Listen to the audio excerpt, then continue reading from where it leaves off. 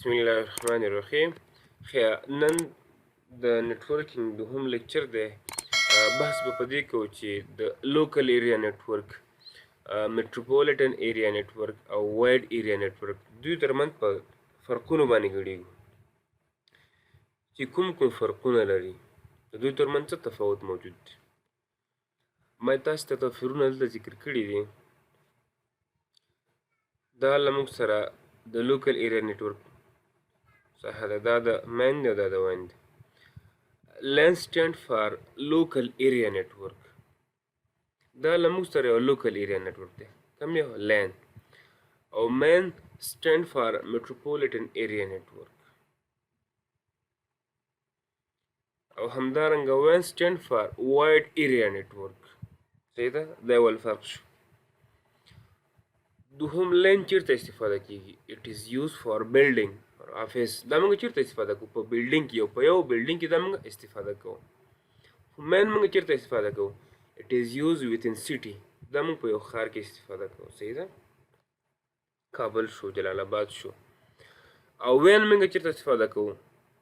all around the world کې موږ څه کوو؟ دا استفاده کوو. په ټولې دنیا کې د دې څخه موږ استفاده کوو. دریم توپیر دا دی، transmission speed of data is high. د انتقال سپیډ د دې څنګه دی؟ زیات دی د LAN. خو د مین د transmission speed of data is average. د دې په پرتله د مین سپیډ څنګه دی؟ کم دی. خو د وین د انتقال سپیډ به د مین په پرتله څنګه دی؟ سلو دی، لو دی. صحیح ده؟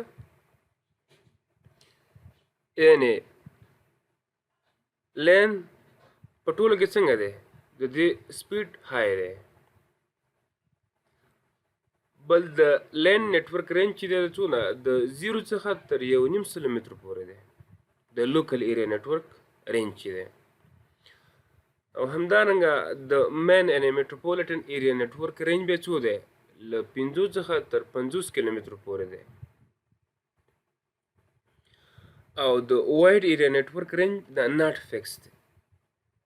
موږ وویل چې دا آل اراوند د ورلډ کې څنګه کیږي؟ استفاده کیږي. صحیح ده؟ نو د دې رینج څنګه دی؟ ناٹ فکس دی.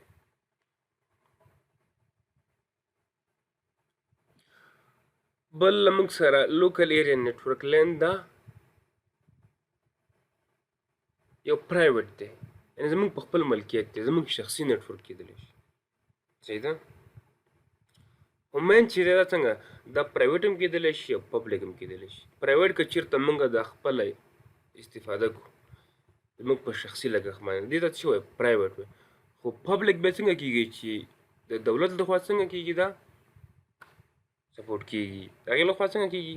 دا جوړېږي، بیا پبلیک دی. صحیح ده؟ همدارنګه وین دا پرایویټ هم کېدلی شي او پبلیک هم کېدلی شي. پرایویټ معنا یو شخص پورې لري. صحیح ده؟ شخصي ده. خو بیا پبلیک چې سرکاري وي. صحیح ده؟ یو دولت پورې لري.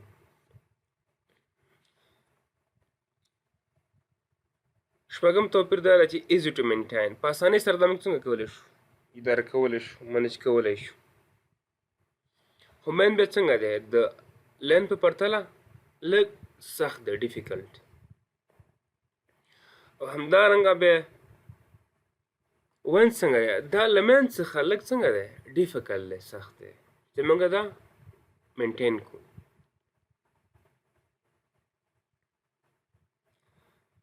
اووم توپیر د LAN نتورک چې دی د دې ایرر او سیټ اپ څنګه کېږي؟ د دې کاسټ لو دی، په دې باندې مصرف کم راځي.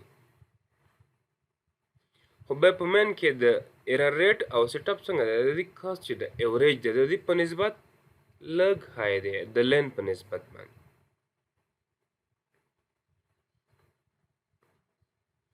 او د وین ایرر ریټ اور سیټ اپ کاسټ چې دی ویری های دی، یعنې ډېر لوړ دی.